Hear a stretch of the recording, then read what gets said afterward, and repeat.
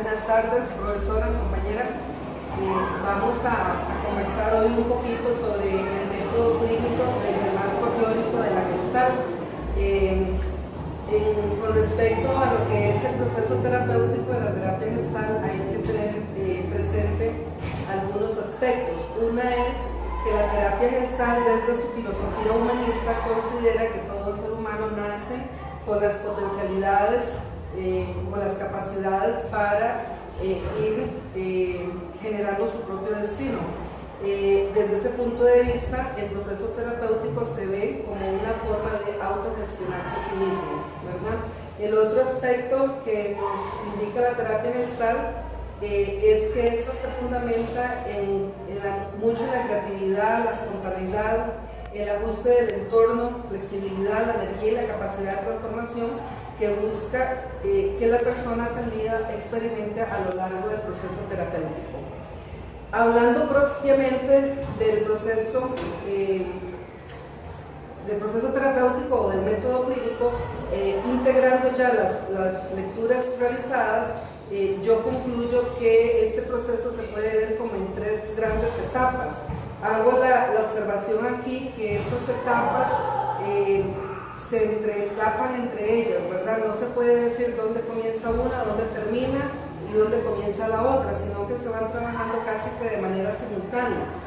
En esta primera etapa tendríamos lo que es el establecimiento de la relación terapéutica, que inicia con el precontacto o la preentrevista, que como lo hemos venido viendo ya a lo largo de este curso, ¿verdad? Y del curso de entrevista, es esa primera llamada telefónica que hace la persona atendida para sacar la cita, ¿verdad? En algunos casos, en esta preentrevista, dependiendo del estilo del terapeuta, de una vez el terapeuta puede hacer preguntas claves, ¿verdad? Como para ir teniendo un mayor panorama de la situación a la hora de que nos vamos a reunir en la primera sesión. Otras veces el terapeuta no pregunta mucho, pero es más bien la persona atendida la que en esta llamada telefónica de una vez indica de qué se trata la situación. El otro punto que estaría dentro de esta primera etapa o establecimiento de relación terapéutica ya es propiamente la primera sesión. En esta primera sesión vamos a tomar en cuenta tres aspectos. Una es la evaluación conductual.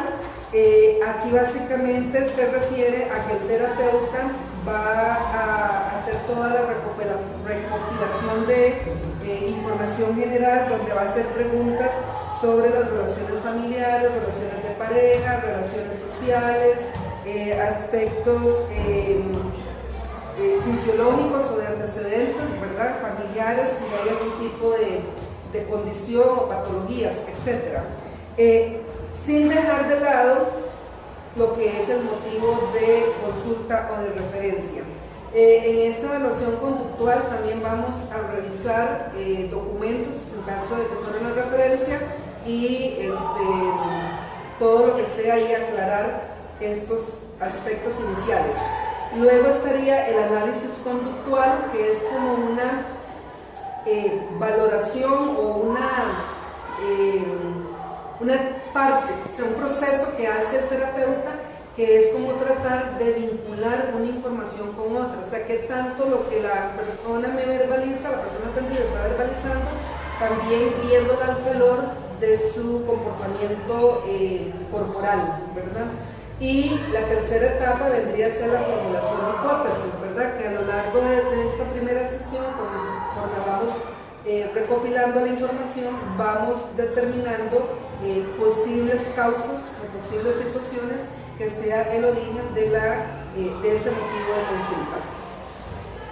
Vendría después una segunda etapa que yo le puse de título el inicio del abordaje, ¿verdad?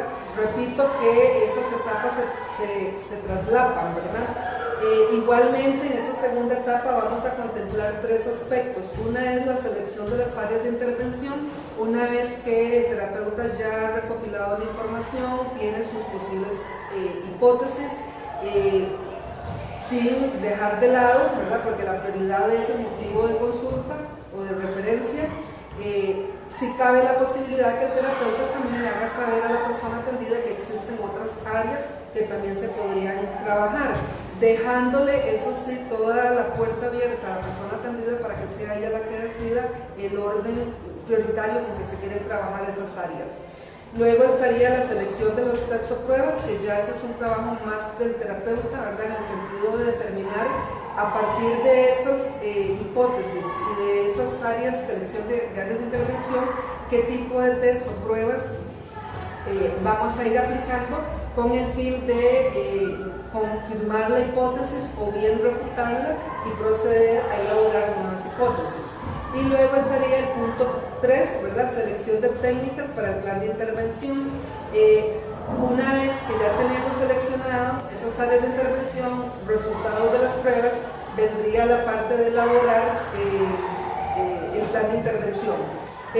No omito reafirmar aquí el hecho de que estas técnicas de intervención yo las puedo como terapeuta comenzarlas a aplicar casi que desde la segunda sesión en que los comenzamos a ver, aún y cuando las hipótesis todavía no estén al 100% confirmadas.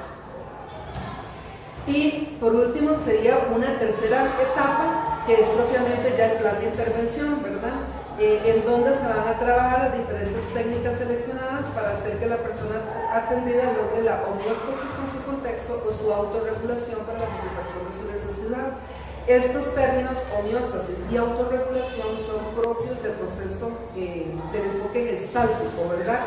Donde, como dijimos al principio, a través de la terapia gestal lo que se busca es que la persona aprenda a regularse, ¿verdad? O autogestionarse, y de esta forma busque esa homeostasis o ese punto de equilibrio dentro del contexto que la rodea.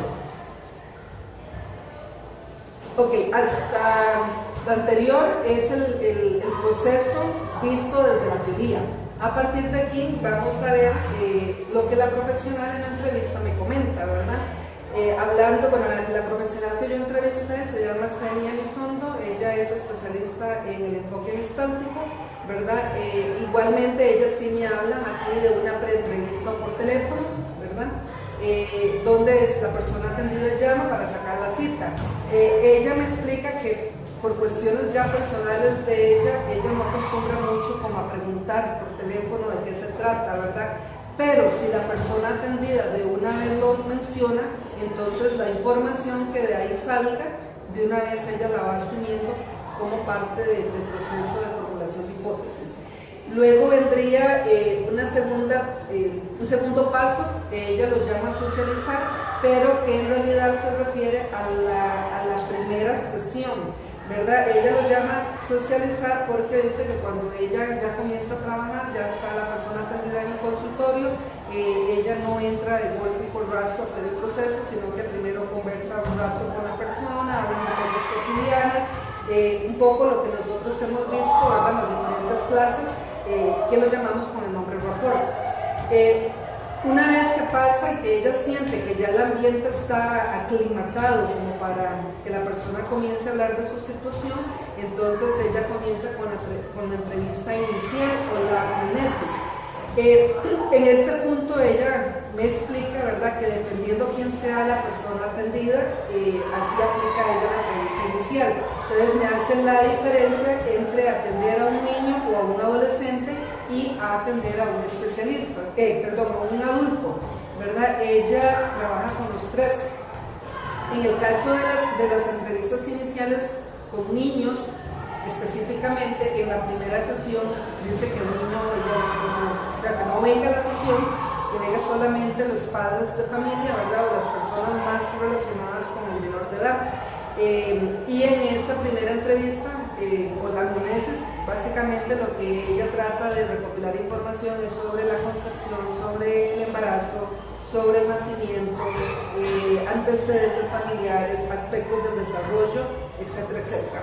Cuando se trata de un adolescente, normalmente el adolescente llega a esa primera sesión con los padres, ¿verdad?, o por lo menos con alguno de ellos. Entonces, cuando ya ella va a hacerlos pasar al consultorio, dice que normalmente a quien ella llama es a los papás, pero que invita al adolescente a que él tome la decisión si quiere entrar de una vez a la reunión, ¿verdad? O esperarse para un rato después, ¿verdad? Cuando el adolescente acepta entrar de una vez, esta entrevista inicial la hace en frente de los tres. Ahí ella pregunta por expectativas, bueno, primero por la situación, ¿verdad? El motivo de consulta, y luego por las expectativas. Unos 10, 15 minutos antes de que la sesión termine, ella le pide a los padres que salgan del consultorio y se queda hablando a solas con el adolescente, como para que sea el adolescente ya sin ningún tipo de presión, ¿verdad? Diga exactamente si ese motivo de consulta es lo que se está refiriendo, o bien si es otra cosa, o ver también las expectativas del adolescente. Si el adolescente no acepta entrar desde el principio, ¿verdad? Entonces ella igual hace el proceso con los padres, y unos 20 minutos antes de que la reunión termine, hace el cambio, ¿verdad? Para poder conversar a solas con el adolescente, para ver exactamente los mismos aspectos. Y cuando se trata de un adulto, esta entrevista inicial dice que varía, ¿verdad? En el sentido de que ya aquí no interesa tanto aspectos del desarrollo ni del nacimiento, sino más bien nos enfocamos más en antecedentes familiares, ¿verdad? Un cuarto punto, dice ella, que en esta primera sesión ella va elaborando el genograma de una vez, ¿verdad? Con el fin de ir viendo los vínculos familiares y la dinámica familiar que se pueda estar presentando, ¿verdad? Y el quinto paso dentro de esta primera sesión es el ir estableciendo esas hipótesis de las que hemos venido hablando. Doña Senia dice que ella esta primera sesión termina haciendo bien el encuadre, ¿verdad? Que quede bien claro cuál va a ser el modus operandi a lo largo del proceso. Hacemos la lectura del consentimiento informado, aclaramos las dudas que tenga la persona atendida, se establecen los objetivos de trabajo, y obviamente pues también se van estableciendo de una vez la calendarización de las próximas sesiones, costos, etcétera, etcétera, ¿verdad? Cuando ya logramos entonces integrar la información de las lecturas con la información que nos proporciona la especialista, entonces la conclusión a la que yo llego es: hay un primer momento de precontacto, que es la llamada telefónica, esa primera para llamar y pedir la cita, ¿verdad? Luego estaría la primera sesión, ¿verdad? Que es donde vamos a hacer toda la recopilación de información general sobre la persona atendida, su motivo de consulta o de referencia. Vamos a aplicar la entrevista inicial, vamos a establecer objetivos, vamos a establecer áreas de intervención, y me queda a mí como terapeuta el definir pruebas o tests en caso necesario de aplicarse, y la elaboración del plan de intervención. En las sesiones siguientes procederíamos a aplicar esas pruebas o test seleccionados. Vamos haciendo las valoraciones de los resultados.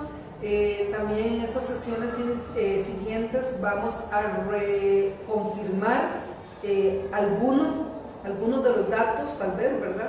Si es necesario, que obtuvimos en la primera sesión. En estas sesiones siguientes también vamos a comenzar a trabajar, aún, como lo dije al principio, aún y cuando no tenga las hipótesis al 100% confirmadas, sí puedo ir trabajando algunas técnicas del plan de intervención, ¿verdad? Y luego, ya al definir propiamente el plan de intervención, lo voy a hacer a partir más bien de los resultados que vaya a obtener en esas pruebas o en esas primeras sesiones. Y a la hora de terminar el proceso terapéutico, ¿verdad? Doña Senia me explicaba que dependiendo quién sea la persona, si es un menor de edad o un adolescente, dice que hay que tener mucho cuidado por lo que implica la separación, ¿verdad? Entonces, que ella normalmente acostumbra, cuando son niños, unas 4 o 5 sesiones antes de ya, es decir, que esta es la última sesión, comienza a anunciarles a ellos, ¿verdad?, que pronto ya se van a dejar de ver, comienza a tratar de resumirles todos los recursos que ellos han podido obtener a lo largo del proceso y que son recursos que les van a servir obviamente para que ellos puedan eventualmente solucionar también ante otras próximas situaciones de una manera efectiva sin necesidad de recurrir otra vez al proceso terapéutico. Cuando se trata de un adulto, dice que ella hace ese aviso más o menos unas 2 sesiones antes, siempre con la misma técnica, ¿verdad? De reafirmar en la persona los recursos obtenidos, hacerle ver, ¿verdad?, que ellos que la persona puede autogestionarse sin necesidad de depender del proceso terapéutico. Rápidamente aquí me pareció importante revisar técnicas que utiliza propiamente la terapia Gestalt. La Gestalt tiene 3 grandes grupos de terapias que son las técnicas supresivas, las técnicas expresivas y las técnicas integrativas. En las técnicas supresivas lo que se busca es marcar, o sea, que la persona atendida se dé cuenta cuáles son las incoherencias de lo que ella está verbalizando con lo que realmente está expresando, ¿verdad? Que la persona se dé cuenta si está evadiendo a través de comentarios racionalizados o de alguna otra forma que nos parezca a nosotros como terapeuta que la persona se está desconectando, ¿verdad? Valga la redundancia, del contacto. En terapia Gestalt se llama contacto a ese fenómeno que va a activar mi proceso o el círculo de la experiencia, ¿verdad? O que va a activar la situación o la necesidad que yo necesito satisfacer. Dentro de las técnicas vamos a hablar de experimentar la nada o el vacío. Okay, cuando la persona cae en conciencia o se da cuenta, ¿verdad? Que este término se da cuenta es importante dentro del proceso terapéutico, de que algo le está haciendo falta, entonces se van a recurrir aquí a algún tipo de actividad donde la persona va a tratar de llenar ese vacío. Un ejemplo rápido es en una hoja de papel que la persona haga, por ejemplo, así como un remarco de fotografía y dentro del recuadro la persona va a poner elementos que considere importantes que le pueden ayudar a satisfacer esa necesidad. Luego aquí el terapeuta, en el caso del evitar y el detectar, ¿verdad? Dice que ese es más trabajo del terapeuta, el detectar rápidamente a través de la escucha activa, ¿verdad?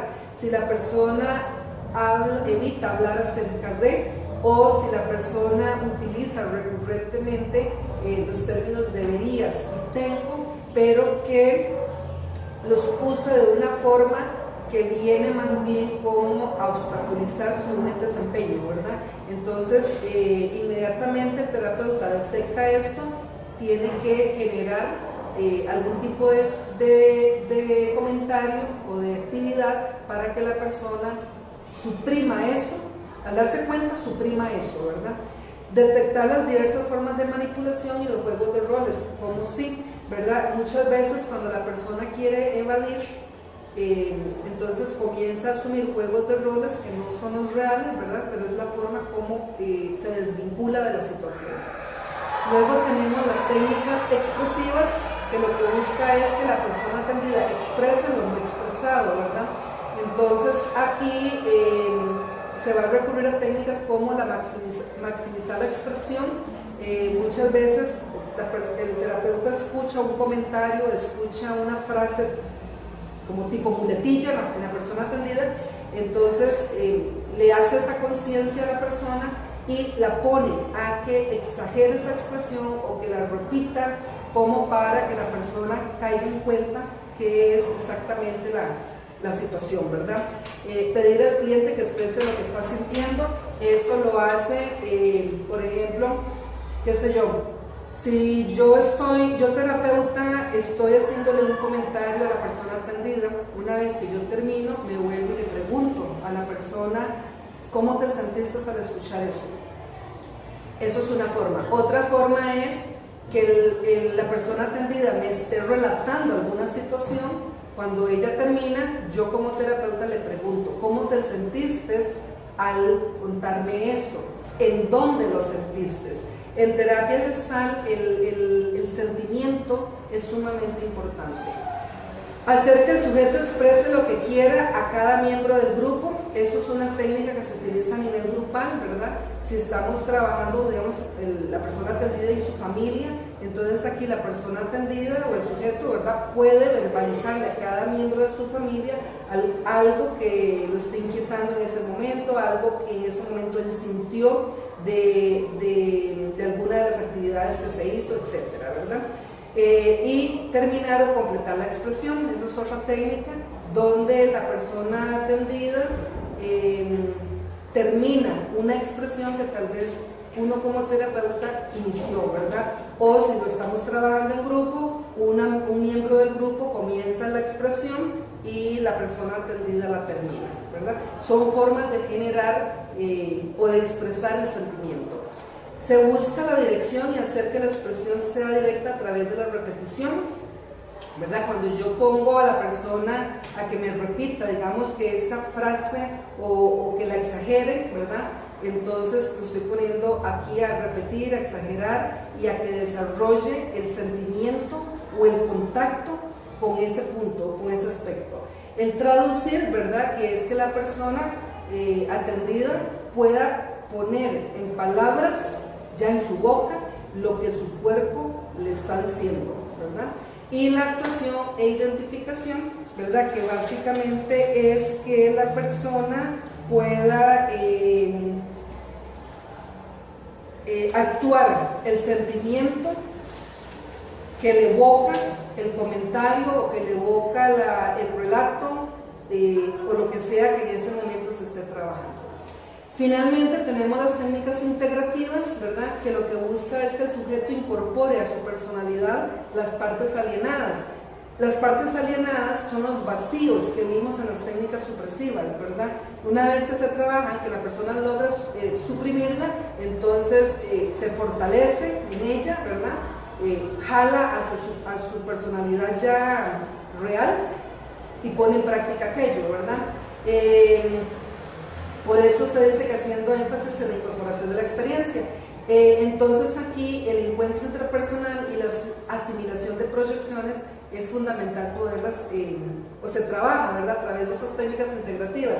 En una actividad, por ejemplo, como es la silla vacía, donde la persona tiene que hacer un diálogo por sí solo, ¿verdad?, un monólogo, por decirlo de alguna manera, pero asumiendo roles, ¿verdad? Porque primero estoy de un lado de la silla, digo lo que tengo que decir en ese rol y luego me paso a la silla vacía donde voy a dar la respuesta a esa conversación. Entonces, al final, realmente es un diálogo intrapersonal lo que estamos haciendo, ¿verdad?